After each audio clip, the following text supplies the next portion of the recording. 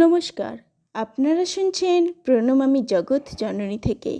স্বামী বিবেকানন্দ ছিলেন মানুষের পূজারী। তিনি বলতেন, সকল দেহধারী জীবের মধ্যেই নারায়ণের বাস। মানুষের পূজারী স্বামী বিবেকানন্দ আরও কি বলেছেন শুনে নেব আজ সেই কাহিনী। তারই আজ প্রথম অংশ। শুরু করছি আজকের আলোচনা। হে ভারত, ভুলিও না নিজ জাতি, মূর্খ, দরিদ্র, অজ্ঞ, মুচি ম্যাথর তোমার রক্ত, তোমার ভাই। হে বীর, সাহস অবলম্বন করো, সদর্পে বলো, আমি ভারতবাসী, ভারতবাসী আমার ভাই। বলো, মূর্খ ভারতবাসী, দরিদ্র ভারতবাসী, ব্রাহ্মণ ভারতবাসী, চণ্ডাল ভারতবাসী আমার ভাই। তুমিও কটিমাত্র বস্ত্রাবৃত হইয়া সদর্পে ডাকিয়া বলো, ভারতবাসী আমার ভাই। মানবতার পূজারী বিবেকানন্দের কাছ থেকে পাওয়া এ এক সঞ্জীবনী মন্ত্র, যা আমাদের শিক্ষা দেয় মানুষের প্রতি ভালোবাসা। এই চেতনায় আমাদের জাতীয় চেতনার ও জাতীয়তাবোধের উন্মেষ ঘটায়। বিবেকানন্দ চাইতেন ভারতবর্ষের মানুষ মনের দৈন্যতা দূর করে উত্তরণের পথে এগিয়ে চলুক।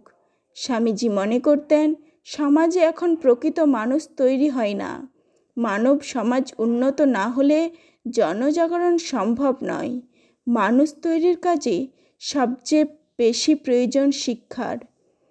সমাজের উঁচুতলার কিছু লোক শিক্ষা পেয়েছে, কিন্তু সবচেয়ে বেশি যারা পরিশ্রম করে সেই নিচুতলার লোক কোনো শিক্ষা পায় না। স্বামী বিবেকানন্দ মনে করতেন, সমাজের উপেক্ষিত নিচুতলার লোকেরাই সমাজের মেরুদণ্ড। এরা কাজ করা বন্ধ করলে সমাজের উঁচুতলার লোকেদের অন্ন বস্ত্র জুটবে না। তাই এই উপেক্ষিত মানুষদের মধ্যে শিক্ষার প্রসার ঘটাতে হবে, যাতে এরা নিজেদের অধিকার বুঝে নিতে পারে। এদের বোঝাতে হবে, তোমরা আমাদের ভাই, তোমাদের আমরা ভালোবাসি, ঘৃণা করি না। সমাজের উঁচুতলার লোকেদের উৎসাহ পেলে এরা উৎসাহিত হবে। এদের ইতিহাস, ভূগোল, সাহিত্যের সাথে সাথে ধর্মের তত্ত্বও বোঝাতে হবে। আদান প্রদানের মাধ্যমেই উভয়ের বন্ধুস্থানীয় হয়ে উঠবে। সমস্ত নিপীড়িত মানুষের জন্য মানবপ্রেমিক যুবনায়ক চিন্তাবিদ স্বামী বিবেকানন্দের মনে ছিল অসীম ভালোবাসা। তৎকালীন হিন্দু ধর্মের ধ্বজাধারী ভণ্ড পুরোহিতদের প্রতি তার কোনো শ্রদ্ধা ছিল না। বিবেকানন্দের মতে প্রত্যেক মানুষই অমৃতের সন্তান।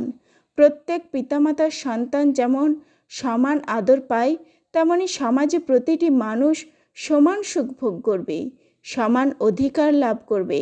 এটাই ছিল বিবেকানন্দের মূল ভাবনা। স্বামী বিবেকানন্দ যে ধর্মের কথা বলেছেন, সে ধর্ম মানুষকে ধর্মের কারাগারে বন্দি করে রাখে না। সে ধর্ম মানুষকে মুক্তির স্বাদ দেয়। সমালোচনা না করে ধর্মকে ভালোবেসে তার দোষ ত্রুটি দূর করে তাকে স্বমহিমায় মানুষের কল্যাণের জন্য প্রতিষ্ঠা করতে হবে। মানুষের কল্যাণের জন্য যেদিন ধর্ম ব্যবহৃত হবে, সেই দিনই মনের অন্ধকার দূর হয়ে নবযুগের সূচনা হবে। জ্যোতির্ময় এক প্রভাতের উন্মেষ ঘটবে মানুষের হৃদয়ে। মানবজাতির সেবা ও আত্মার মুক্তি, এই ছিল বিবেকানন্দ দর্শন।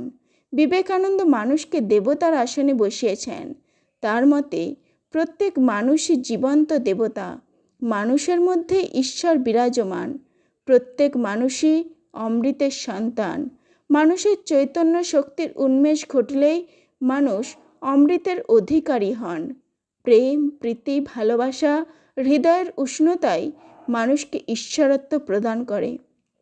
তাই তো বিবেকানন্দ বারে বারে বলেছেন, তোমরা হৃদয়বান হও, প্রেমিক হও। তোমরা ঈশ্বরের সন্তান, অমৃতের অংশীদার, পবিত্র ও পূর্ণ মানব তোমরা।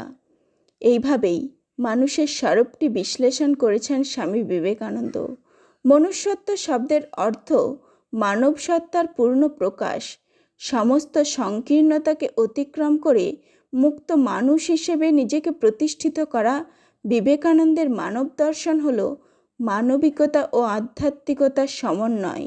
তাই তার মতবাদ পরিণত হয়েছে আধ্যাত্মিক মানবতাবাদী, অর্থাৎ ভারতবর্ষের ধর্ম, দর্শন ও সাংস্কৃতিক আধ্যাত্মিক চেতনার সাথে মানবিক চেতনা সংযোজিত করা। এর ফলে মানব জীবনে ও সমাজে ঘটবে এক মানবিক জাগরণ, যার ফলে মানুষের মধ্যে সাম্য ও সংহতি প্রতিষ্ঠা হবে।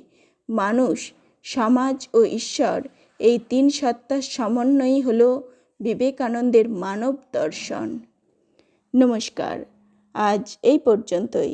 পরবর্তী অংশ আগামীকাল ঠিক সন্ধ্যা 6টায় প্রণমামি জগৎজননীতে। ততক্ষণ সকলে সুস্থ থাকুন ও শুনতে থাকুন প্রণমামি জগৎজননীর আলোচনা। ধন্যবাদ।